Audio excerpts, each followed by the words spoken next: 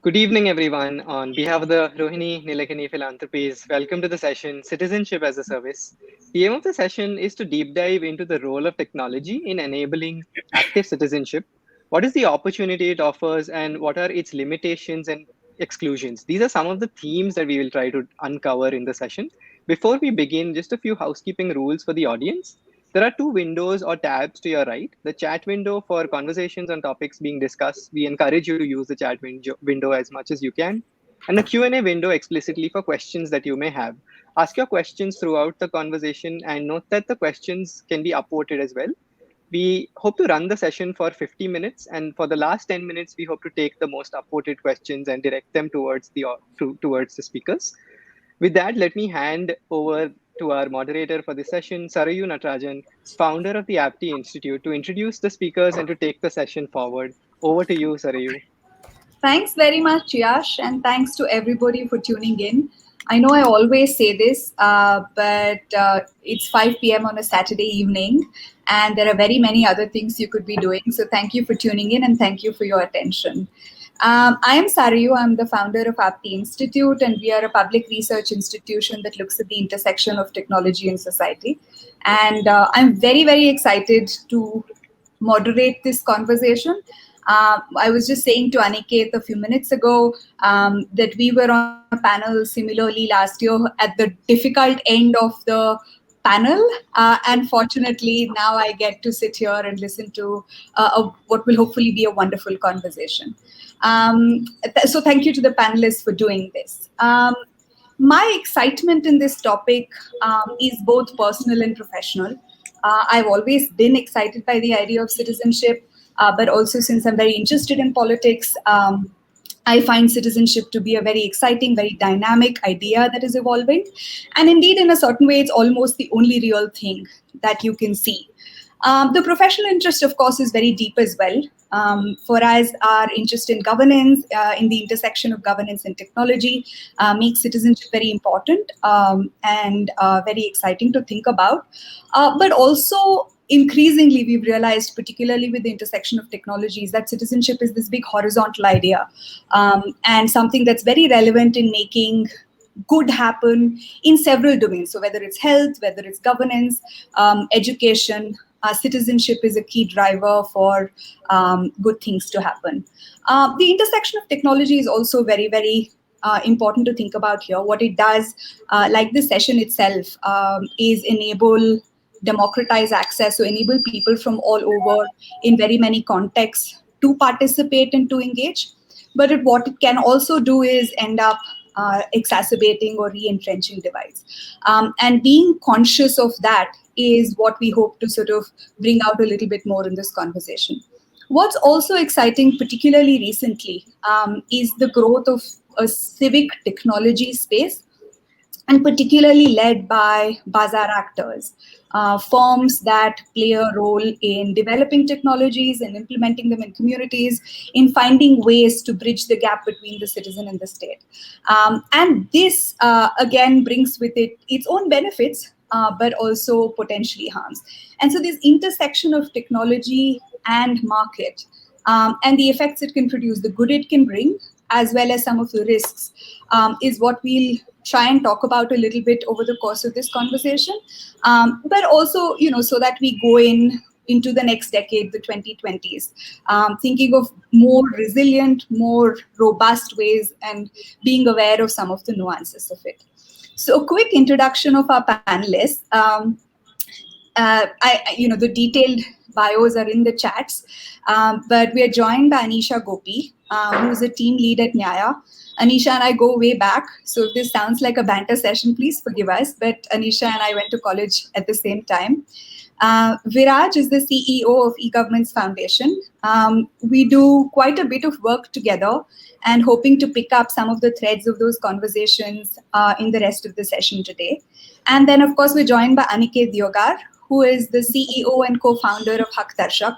And Haktarshak is a company that I watched over the last couple of years with great excitement. I think the work that you do is so critical. It speaks to some of the work that I did in my life prior to Apti.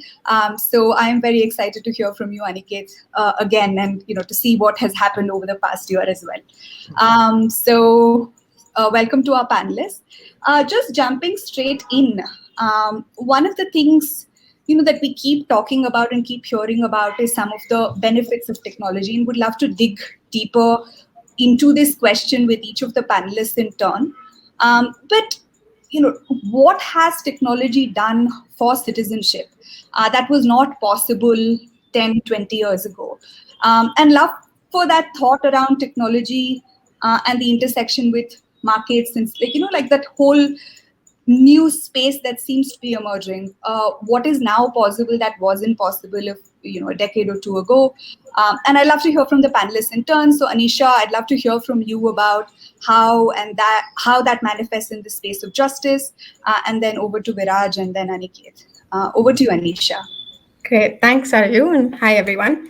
You're absolutely right. It's been a completely new playing field in most aspects of life, but I'll just focus on technology and access to justice, and maybe I'll try to give some examples of how technology has changed the playing field and the way we've been working.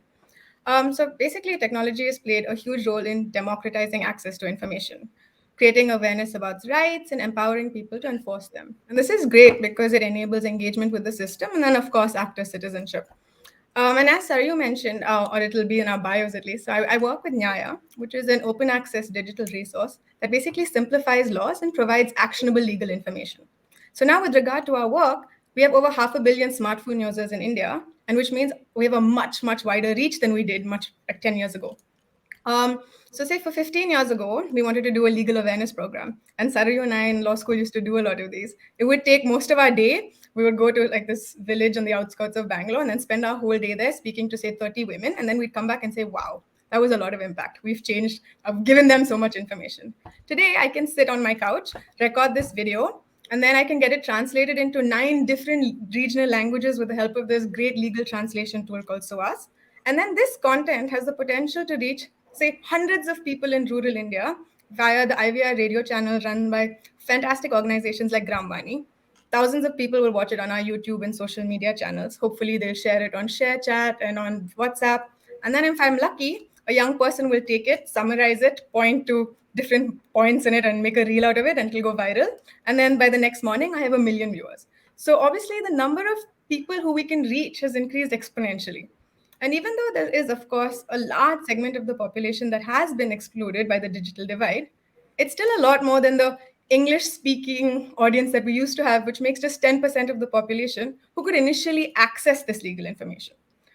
There are also, of course, a lot of issues with wrong and false information and the need to create centers of authoritative information. And I'm sure that this is something we'll discuss as we go forward in this conversation.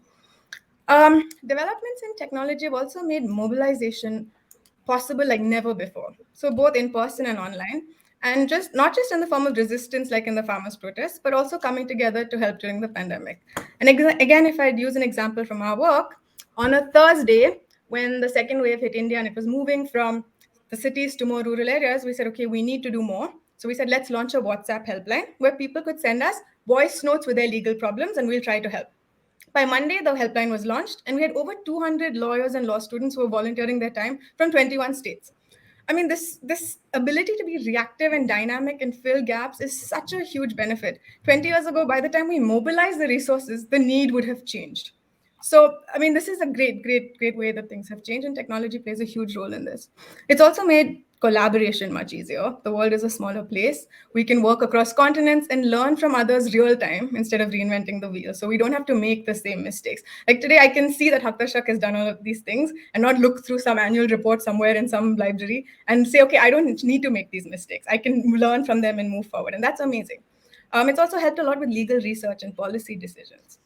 Also, the new live real-time reporting of judicial proceedings that organizations like Live Law and Bar and Bench have been doing has created a lot more engagement with the legal system. and it's made it more accessible and transparent. So this is something that, again, the law was this thing that was only meant for the legal fraternity. Engaging with it was so complicated and difficult. It's now just become more accessible. And the digitizing of court documents and translating them has transferred a lot of the power from lawyers to the litigants, who now have more agency. Another barrier, I think, to justice is delay.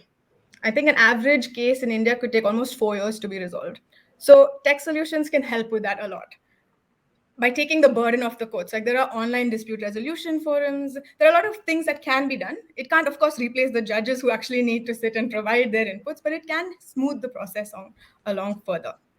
Also, with the pandemic, I think we've moved by leaps and bounds and much faster than we planned to, because now we have e-filings, e-hearings, e-trials, and the Supreme Court has now presented their vision for e-courts. And if this is done properly, it could make justice delivery affordable, accessible, transparent, and accountable. However, the problem is these sort of interventions need to take into consideration those who can't access the technology and back it with like the adequate social and human architecture that's required to bridge that technical divide. And if they don't do that, obviously the chances of success are very low. And I think this is something I'm sure Aniket and Viraj will talk about a lot. So maybe I'll stop here and let them discuss this, since they've been working on this for so long. Yeah, thank you so much, Anisha. That, it resembles the way in which technology intercedes with citizenship in very many domains, but justice also has its own sort of unique characteristics, and hopefully pick up some of the threads of that conversation over the course of today. I'm going to sort of, kick this question over to Viraj. And given the work that eGov does with governments across the country at the state level, and some of the work at the central level as well, would love to understand from your perspective what digital technologies do, what are some of the things we are able to think of now in the context of governance and accountability that we couldn't have, even 5 years ago, I would imagine. But over to you, Viraj. Thanks, Aryu, and thanks, Anisha, for setting it up nicely. Just very quickly, eGov Foundation, we essentially enable delivery of public services in an accessible, transparent, and easy to do manner for citizens of India. So we work with around 14 states. And the idea is to really create a platform, open platform on which market can play. I think we'll talk about it a bit later. So anywhere from applying for a new water connection, to paying your taxes, to raising a complaint, to applying for a new house permit, and all those kind of things you can do using this technology. So a couple of things. I think one is, as Anisha said, around access. I think, and I'll talk about a different aspect of access. When you look at urban India, we always think of Delhi, Mumbai, Chennai, and all those things. With the scale that technology gives you, right, you can actually do things across states in a matter of days. So give you an example, we launched a WhatsApp bot to pay your municipal taxes in Punjab, in all the ULBs. And guess what? The highest uptake of this is in a Nagar Panchayat called Kurali with 25,000 people, right? I think 5 years ago, you couldn't have thought about doing something like that in a small town India, right? Whereas Amritsar is at, despite having 18 lakh people, is at, 5% adoption. So I think democratizing access, not just in terms of what kind of people it can go to, but what kind of geographies it can go to. So that's one. Second is around scale. You can truly do things, not to do some what we call islands of excellence, but you can do it across states. So I think, in one go, in 167 urban local bodies in Punjab, you can have a reform around how to handle public grievances, right? So that is, again, the new kind of technology paradigm you have around open platforms, population scale platforms, make it real. And that really is, in a way, how quickly do the benefits reach at a population scale? You can have a great system running in BBMP, Bangalore one, but can, a small town like, Longowal in Punjab run that or not? So that's the second thing. And third thing is speed. You can do things very quickly. I'll give you an example, again, a pandemic example. When the pandemic struck and the lockdown happened, there was a real issue around how do you move essential workers in a manner which is safe for the communities and for them. And similarly, we got a call on a Saturday. By Monday, by repurposing what we had built, we kind of built a e-pass system. And within 2 weeks, that e-pass system was live in 10 states, and more than 10 lakh journeys were enabled. So that's against, you could have never thought of those things 5 years ago, because everything was very, very, it was pointed, in a particular context. And finally, I think I would say observability. What digital platforms do, whether it's in a physical channel, doesn't matter whether you go to the ULB counter or you have a mobile app or you have WhatsApp, the same facts will remain, that you have a property which has 480 square yards of area, the tax is this much, if you pay by this date, you will get this. And so I think, and you can see what has happened at each stage.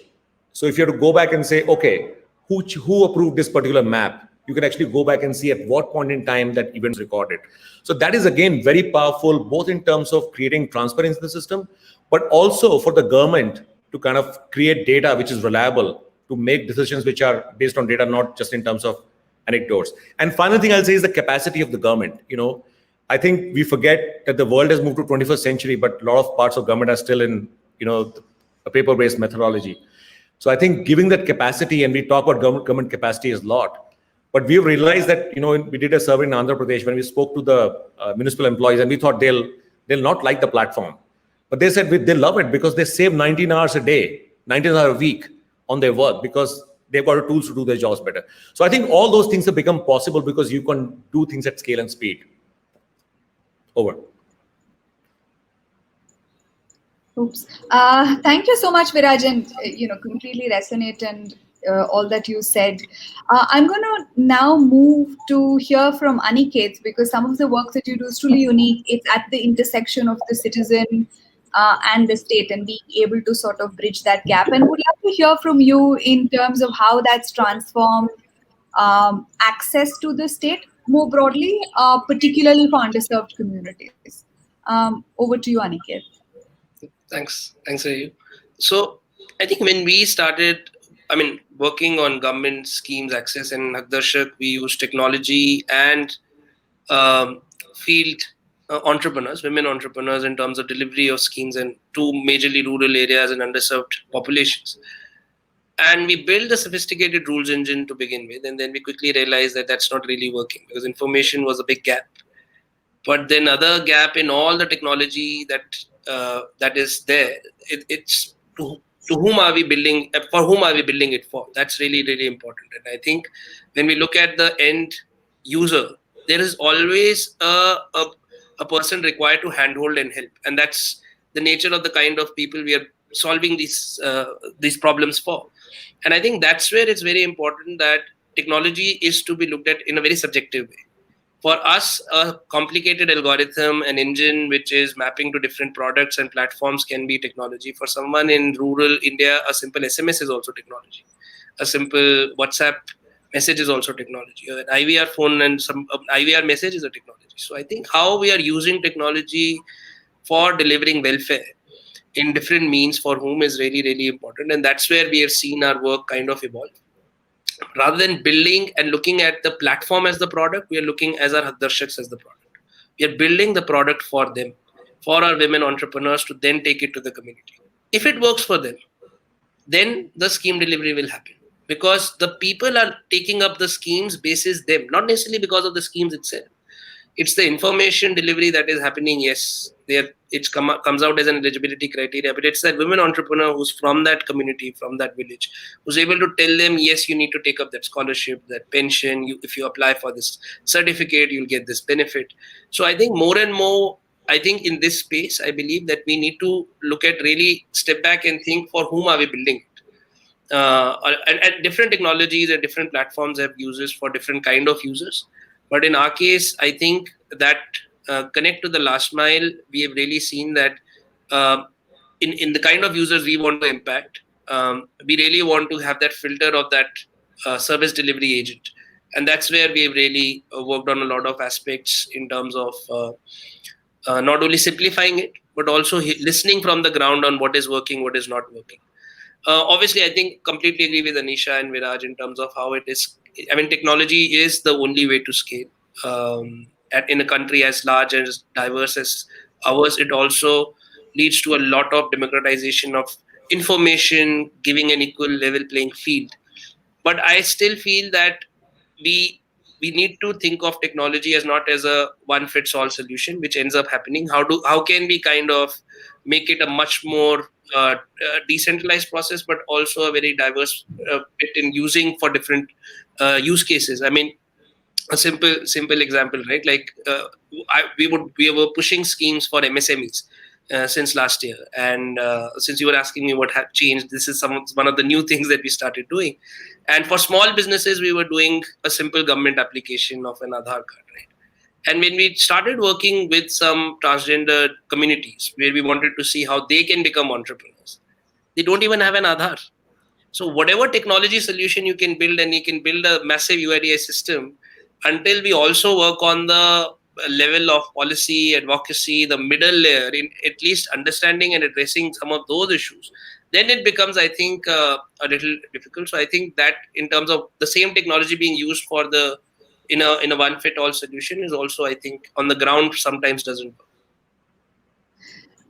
work. That's a fascinating point. I mean, the idea that while technology is truly the only way to reach the most distant communities, the most sort of far away individual or far away citizens, it also within itself carries a few limitations. I'd love to sort of dig a little bit deeper on that point, particularly from the work that you do, Aniket. One is, you mentioned the need for some communities don't have the ability to participate in the digital world, and this could be for a range of reasons. Are there other ways in which the limitations of technology could in themselves be playing out? Could it be excluding? And in some ways, does it also entrench some of the divides that already exist in society? So would love to hear your thoughts based on your experience on this question, on the limitations of tech. No, so absolutely. I think, I'll give you some examples of our work. So we work, like I mentioned, with women entrepreneurs. And if you would think of it, we built a very strong capacity building training program. We also, for our first batch in Chhattisgarh, figured out smartphones for them, because smartphones was a challenge.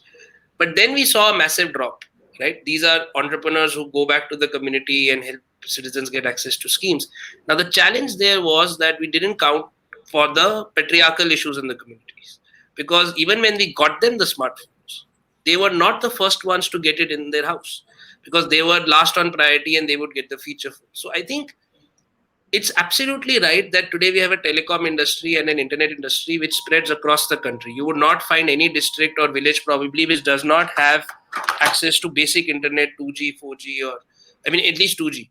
But the fact is that in that household, in that particular village, there is a dynamic of gender, there's a dynamic of caste, there is a dynamic of religion, which is also playing out. So I think that's where I feel that access in terms of technology is not even. And in our country, because of the scale, that pure absolute number is massive, right? It is not a small percentage. It just becomes such a big number that for some of these, and that's why we need to pick community champions and community agents for whom more and more technology has to be built in a very localized manner, and then using local language, using different tools and giving them different options can be some of the things. But yeah, largely I've seen that some of these aspects in terms of, especially in the rural rural aspect, I think that those are things that really play out and become a big barrier. Absolutely. I think this is also something we keep hearing in our research, that the divides on technology sort of tend to play out along the lines of existing social divides, and gender, as you mentioned, community, caste, geographic location also play out in significant ways. I'd love to sort of, take this question to Anisha. I know you hinted at it as well, Anisha, in the context of the justice system. But how might some of these barriers play out in terms of limiting the impact that technology could have? And I'd love to hear about it specifically from the lens of the information work that you do, but also more broadly in the context of the justice system. I was on mute. So firstly, the biggest problem, just as Aniket said, is access, right? So it's cost, connectivity, language, literacy. All of these are obvious barriers. And I feel like one of the main barriers also is that a lot of the tech is created by the bazaar. And there are, of course, exceptions, but it's created for profit. And some sections or some parts of our population are not considered as profitable. So the technology is created to cater to a certain group of people in terms of literacy, language, everything. And even the marketing strategy is catered to them in ways that is not easily understandable or not accepted by a very large majority of the population. And since the profit comes from the smaller part, there's no care that's been taken to include them in creating this technology. And what's sad is that there is a huge benefit because it's scale. It's like there's so many people who will be involved, and they are able to pay at some level for these services. It's not that they aren't profitable. It's just not a high margin of profit. So one, the bazaar creates it. So a lot of innovation is created for different groups of societies, excluding a large group. And also when civil society organizations want to create this, they don't have those sort of funds accessible to them because no one wants to take a risk investing on something that has already such a low profit margin and then could fail. So innovation really reduces in this sector. And that's the problem, that you're not willing to take those risks to innovate because you're worried that where will you get the funds for? Another barrier is the sense of distrust. So people will be happy to download a WhatsApp or maybe a Takatak, but won't download Covin because they don't understand the value that it has for them, and no one has taken that trouble to make sure that they understand the value that is. They just assume this is good for you, so you'll download it, but it's not. That's not how it works. And so basically, all our solutions need to be more technology enabled and not technology led, in terms of use existing resources people are comfortable with, use social human architecture, get people involved, get community based organizations involved with people they trust. I think Aniket was talking about this also in another session about the messenger is really important as the message, and that's exactly where we're coming from too. That if you get people who you can trust to tell me that this is a good app, this is useful for me, I'll trust it. If I have someone who I know whose job is to make me use it, I won't trust it. So that's usually really helpful. In terms of accessing justice delivery mechanisms, there are a whole bunch of barriers, again, like awareness, literacy, language. And language is a huge problem because most higher court judgments are in English. And that's 10% of the population. So basically all the power is in the hands of the lawyers. And the litigant has no idea actually what's happening. And they just go along in this whirlwind of things, and they never know actually whether they've been exploited, are they getting their rights, and it doesn't even, like, the system is so overwhelming that a lot of times people just choose not to engage and to be exploited than actually try to enforce their rights. And that's very problematic because this can be fixed, but and like, so assume there's a person who has all of the privileges, all the entitlements, and gets through all of these barriers of language complexity, time, everything, gets to court. Sometimes you still don't get justice this 4 years later, and that's a minimum really usually. So say 10 years later, you've gone to court, you've got this judgment, and you still haven't got justice. And these are systemic problems like corruption, power dynamics, and things like that. And this is unfortunately something technology can't fix. So we need to work on building capacity, awareness, trust, and especially our last mile communities need to understand that there is support and they should be able to access it. And it's not like, everyone just needs to work together to reach that, to navigate these mechanisms. Thank you for that, Anisha. In fact, this is some of the research that we did with eGov as well, which said a lot of the things that both Aniket and you mentioned, the importance of human intermediation, that there's a certain level of trust that community leadership in various forms already has with individuals. So thinking about sort of making them a part of the process, or rather enabling them to do their work better, is something that needs a lot more thinking and a lot more work. But there's another aspect of technology that we don't often discuss a lot, and that I'd love to hear from you, Viraj, on that, which is from the technology design capability side itself. Is there something that we need to think about in the context of the limitations? What we heard from Anisha and Aniket related to some of the breakdowns at the societal level and the way in which all of these structures intersect with tech. But would love to hear from you on the tech side as well. Unmute, please. Yeah. No, I think fascinating conversation. I think one of the things about, I always say, one of the biggest limitations is how technologists think, because they're always trying to solve a problem, right? Whereas I think what Anisha and Aniket are kind of saying is actually you need to give people tools and methods to solve problems, because the complexity and diversion of problem is huge. What is faced in in Chirala, which is a small town of 30,000 people, Andhra Pradesh, versus what is true for Amritsar, are very different realities: language, context, culture. So I think this whole concept of what we call distribute the ability to solve. Don't solve. Because when you solve, you're basically value capturing. And that's the issue, and that's how markets operate. There's nothing, they have incentives to, capture value, right? So I think the design has to be so that actually it increases the capabilities of actor across Samaaj, Sarkar, and Bazaar, right? That's where you can truly have the impact. That if I'm a last mile, community leader, how can I use this technology easily? Don't make it complex for me. Don't ask me to go through hoops. Meet me where I am, right? Through WhatsApp, I can, mobilize my community, or somebody in community has a problem, I can reach the government in a reliable manner. So I think those are the, how do you make those interactions friction-free? How do you make those interactions trustworthy? And how do you not control the value by building solutions? So I think that's where, what we call digital public goods come into play, where you actually build platforms for social without any profit motive. Because fact is that markets will not create it because they don't have the incentive to do it, right? Fact is that governments may not create it because they may not have the capability. But why shouldn't the technology that people are used to using on Paytm or on Flipkart not be available to a first mile community worker? It should be, right?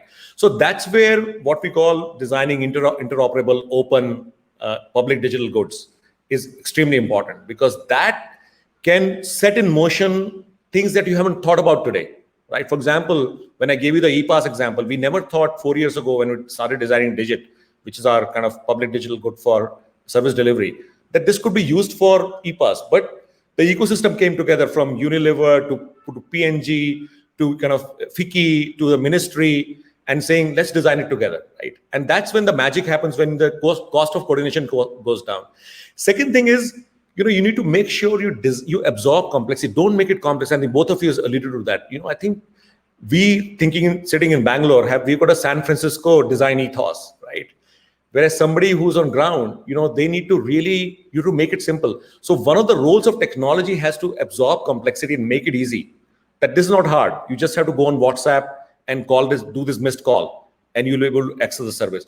So I think I really feel, especially in the context of service delivery, to citizens in an equitable and access manner, making communities stronger so that it is not taking agency away from them. Technology should not say, because the trust that people have in the local system is unbeatable, so actually enabling them to use technology to do their jobs better. That's where I really believe digital public goods have a big role to play. I mean, I don't know how many of you know, when you look at something like India Stack or Aadhaar, and people have different views, but impact it on financial inclusion. If you looked at the banking curve India had in terms of what is the penetration of banking, there's a famous study from BIS, Bank of International Settlements. We say it would have taken 47 years for India to get to the penetration that it reached in 4 years. So that's what it makes possible. So I think I can't underline enough that, let's not expect market to do what it is not incentivized to do. Let's think about building public digital goods that markets can also use to, deliver service to the communities, and the governments can use it similarly.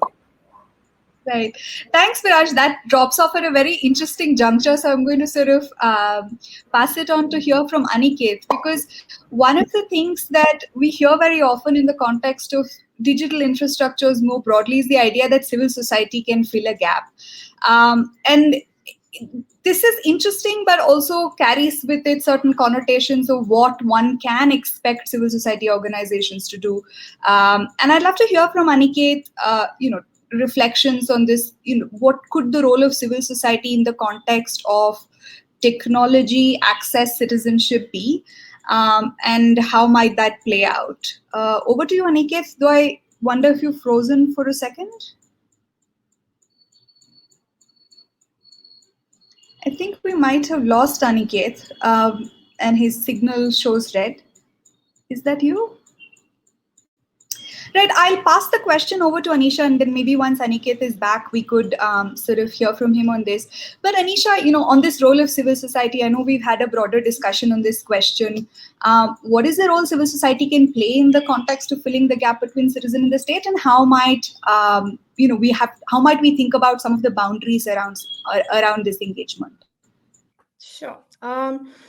So I think civil society can play a huge role by taking some of the state burden off the state and helping in, say, Aniket's back. Aniket, you want to take over or shall I continue? Okay, I'll continue. Take the burden off the state. Civil society can also demand more accountability and fight for diverse groups, like especially marginalized groups. And I think that's something that's unique to civil society, which I think the market can't do as well, because it becomes problematic when resisting abuse of power, resisting government action. So I think that that's something that civil society can do really well and should do very well to provide some form of check and balance to the state and to even the market, really. Also, I think, like Viraj said and Aniket said, that civil society has better knowledge and understanding to be able to translate instructions and keep in mind ground reality. So that's a useful tool that should be harnessed, really, and used much more to get civil society actors involved in the process from conceptualization itself, and then help to roll it out too. Also, they can increase the communication of information between different parts of civil society and ensure more engagement. But there are obviously guardrails and boundaries in terms of rule of law, right? Like, everyone has to be confined within the confines of rule of law, and they have to ensure that they're not encroaching on any person's rights or misusing resources. Another boundary, I think, comes, and I think we saw this during the pandemic, is civil society can help with certain functions, but they can't take over state functions and shouldn't be expected to. It's not possible for civil society to take over state functions. That's the state's role. And even though they can assist from the margins, you can't shift the burden onto civil society and say, okay, go ahead, do it. Because I can't provide ration. I mean, it's just not something that civil society is capable or equipped to do. So that needs to be kept in mind while saying, okay, these are the boundaries. Within this framework, do as much as you can. And for the rest of the stuff, I think state bodies, the market, everyone needs to be held accountable for not really doing their part.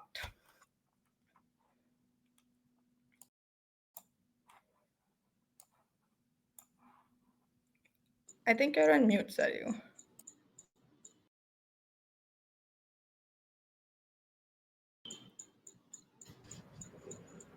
Sorry, you're on mute.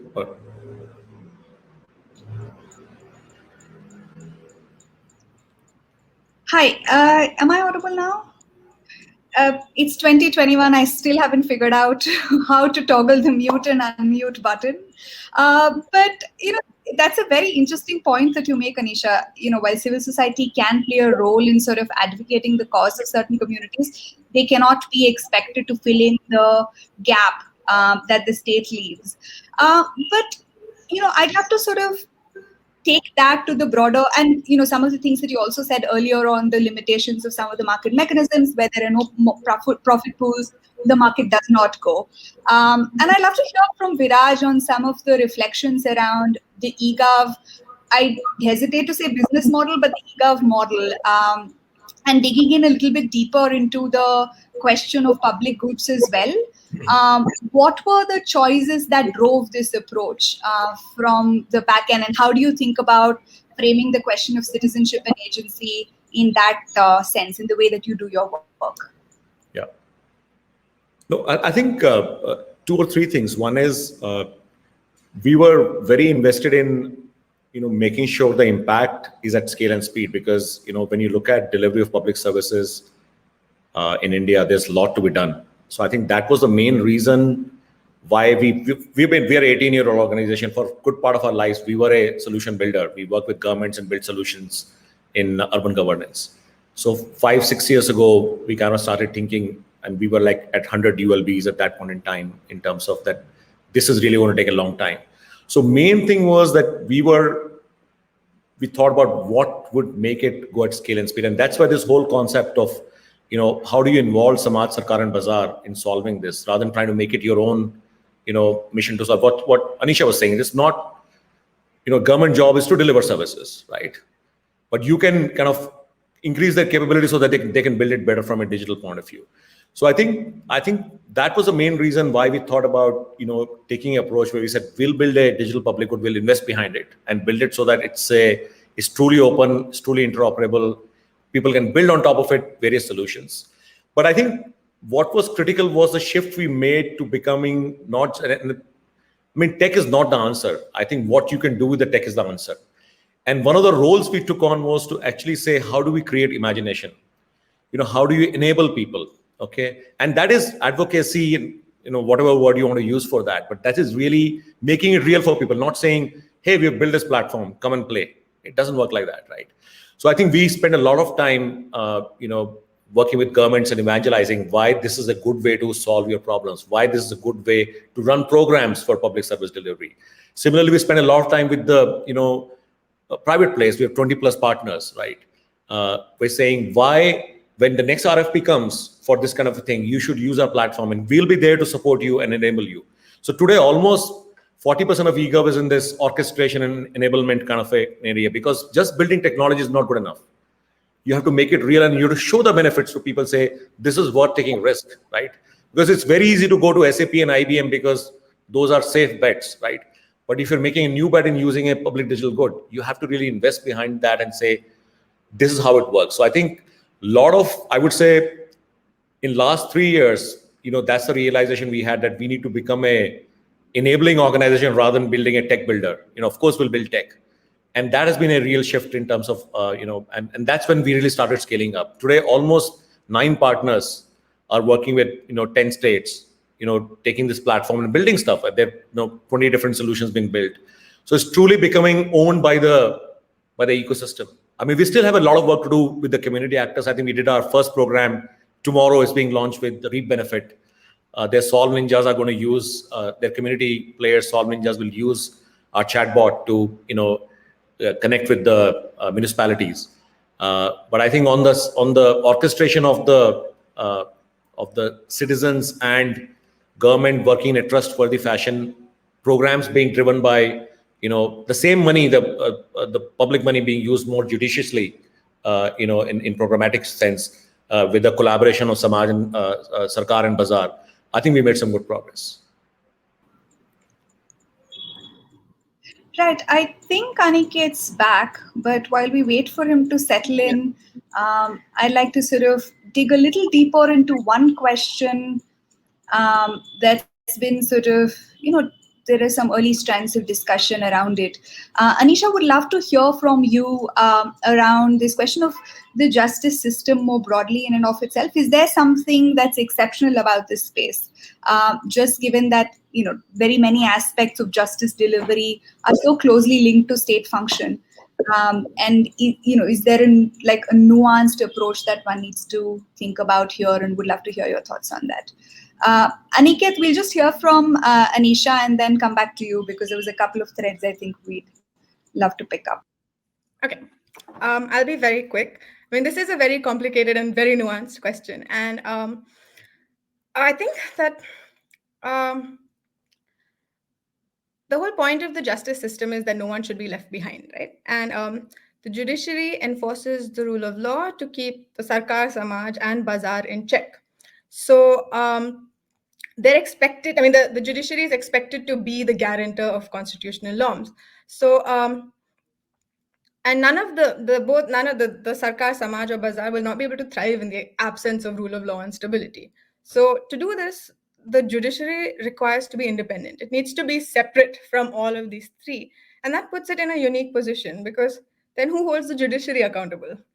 And I mean, that's led to a whole bunch of problems in terms of the political role of courts, and whether in judgments, and like how they choose judgments, and whether they choose certain cases to hear, and the cases that come up, the cases that they delay, is there a political intent behind it? And sometimes there is, and it's very hard to prove that or hold the judiciary accountable for that without having a contempt case issued against you, because it's very difficult to prove. It's subjective, and there's no, I mean, you can ask the court to be accountable if they've set aside evidence or don't follow procedural norms. But what do you do in cases where it's it's a subjective decision that the court makes. How do you hold them accountable? How do you, and this is especially true in terms of, say, Article 142 of the Constitution, where the Supreme Court has plenary powers and can pass orders in the interest of complete justice as it feels. So it can just choose topics that it thinks it needs to intervene in and then pass judgments based on that. And I mean, that's at the court's discretion, but that creates a form of judicial exceptionalism, which is, I mean, it has something to be discussed about. I mean, I can't say that, I mean, in some cases it could be good, in some cases it could be political, and that creates some problems. I mean, they also, yeah, I think that's what I have to say on that. Right. No, that's fascinating. And I think would love to hear, Aniket, I think what we love to pick up with you is this question around some of the ethical choices behind the business model that you have chosen, or rather the approach that you have chosen.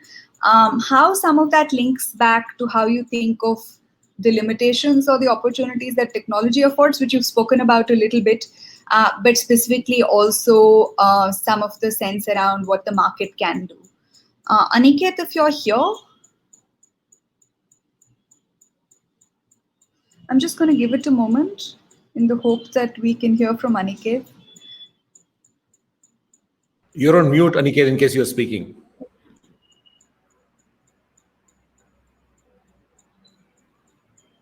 I wonder if that's the interface has been a bit glitchy, showing, of course, the limitations of technology despite the possibilities of democratizing access.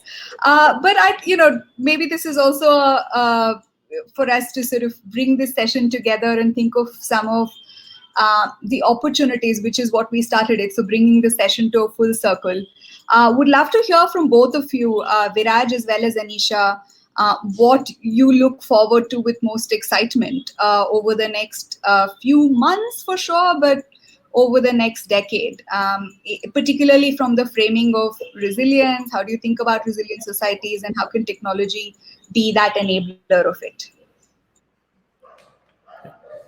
I'll go first. Okay. No, I think I guess the biggest thing that I am looking forward to is really how do you ensure that people who work in communities are enabled and they can do much better job of what they're doing because they're already doing a fantastic job. I almost see there's a bit of a divide. Tech is almost seen as a centralist thing, which I think it might be true. And that's one of the fears I have, that you can actually, if you centralize it too much, you can actually do harm. But really, how do you get participation from community actors to see, and how do you make, the tech so accessible and so easy to use that somebody who's working in a small village in Bihar should be able to say, okay, I need to do a survey, this is how I do it. Or I need to kind of find out, what are the data about the location I am in, or there's a concern one of my community actors has, community member has, that they want to raise it to the state. How do we do that? And so I think that is my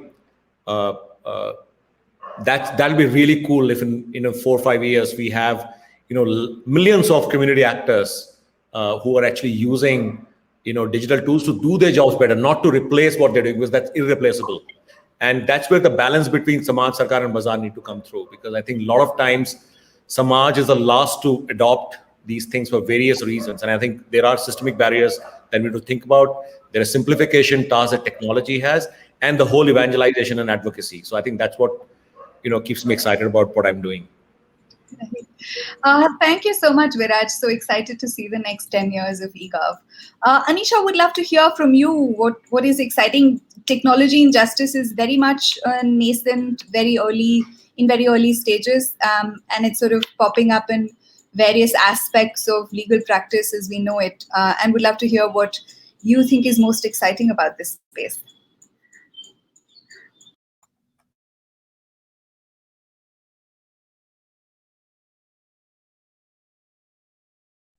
On the queue.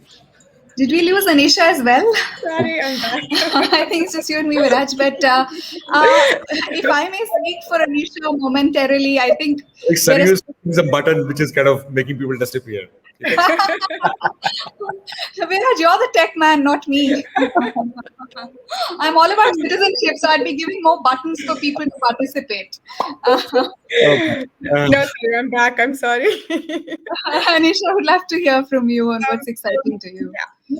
So the thing is, in terms of access to justice, I mean, I would love to see us being able to simplify it, right? Like in terms of like, there's so many laws, there's so many state notifications, there's so many judgments. Like this whole area of knowledge is just very complicated and very complex, and it was in the legal fraternity's interests to keep it that way. Because then you have like that. It's like, you know, how all the prayers are in Sanskrit, and then they didn't want to like make it more. It's similar in terms of it's in the legal fraternity's interest for it to be complicated, but actually it's not. Right? I mean, and if we actually want people to be able to access it, we need to find ways to simplify it. And this is a problem we have in terms of just say regular translation. I can't ask a regular translator to translate my legal document, because there's so many nuances. One word wrongly translated completely changes the meaning of the sentence. So that's an additional level of complexity legal information has. And there are all movements on like simplifying laws and making it like natural language laws and everything. And I mean, that's great and really helpful. But I think what we need is for the whole legal community to come together and help simplify the process. Law students, lawyers, everyone spend some time creating that awareness and that understanding so that it trickles down. Because right now it's all very in the high court level, and it's complicated and difficult. And the technology definitely helps with this, and it creates transparency, it creates accountability, it creates faster processes, and as Virat said, it helps you scale in such a great way. But I think it requires a lot of resources to help. So how Aniket said that they needed Hafta Shaks, we had the same problem. So we had this WhatsApp helpline, but still it was one level too complicated for someone at the very grassroots level who wasn't like tech savvy or wasn't able to type and things like that. So we needed caseworkers so we worked with Gramvani, and Gramvani had caseworkers who would collate the information through their IVR channel and then send them to us. And this requires a lot of resources. So it requires human power to help do that. Or a repeated thing that we got from a lot of the organizations that we worked with was, okay, great, this is my legal information, but what next? How do I approach the court? How do I navigate the system? And that again requires resources. It requires a person to help you navigate the system. So we're hoping to do a lot of work with law students, to work with creating a network of law students across the country, because this is useful for them. It helps them understand how practical realities work, and it sensitizes them, it understands how things work, and it provides this invaluable tool to this litigant to know that there's someone in their corner and helping them navigate this really complicated, difficult system. So, one, I would love to have a lot more resources in manpower to help fix this. But another thing that would be amazing is if impact investment, and the thing is, even impact investment into tech for law is hard, because how do you determine impact of awareness? Like, it's a very, very fluid concept. You can't really show that I've created 50 people are aware, have they actually taken action? So it would be wonderful if there was more investment of funds into this to create, to innovate. And the value add is that you'll be creating systemic changes. I mean, maybe it's not profitable in terms of money, but you'll be creating a much more stable society, a much better system of rule of law that will make everything work better. And if we could keep that long, I mean, it's all idealistic, I know, and there are a lot of actual problems, and I sound like I'm sitting in this ivory tower and saying it, but that's the dream, right? Like, what actually happens is very different. But if we can and are able to mobilize resources to work in making this easier, we could make a huge difference. Yeah. And I think Akhtar Shak is going a great step forward in terms of the government schemes. And similarly, the laws and the legal system is as complicated and as confusing and requires that sort of effort. No, absolutely. And watching this space with great excitement, I think we are at a juncture where we can arrive at a more complicated, more beautiful understanding of what impact actually is. And very many problems in the development sector, broadly speaking, have remained unsolved. And technology has a transformative opportunity, particularly in enabling reach, like Viraj pointed out, to a wide range of the population. But also the intersection of technology with markets means that there are certain limitations that come about, of course, with the inherent limitations that technology itself possesses. So this question of how will we serve where profit pools are not available? How will we make technology available to the last corner is something we need to continue to think about, and hopefully, along with resilience, we continue to unpack these questions. But thank you very much. We're very sorry to have lost Aniket's dropped off, but it was wonderful to have this conversation, and hope to continue some of these threads outside as well. Thanks, Yash, and over to you. Thanks, Sarayu. Thanks, Anisha. Good to meet you. Thank you. Bye. Thank you. Thank you so much for the speakers for being here and for such a lovely conversation about the different ways in you're using technology towards a bigger goal. And so that brings us to the next session we have lined up for the audience in Lift Karade, which begins at 6 p.m. sharp. Having just heard the founders, we hope to give you a funder's perspective on the active citizenship space in the next session. So stay tuned for that. And thank you everyone for being here. Have a nice evening. Thanks, everybody.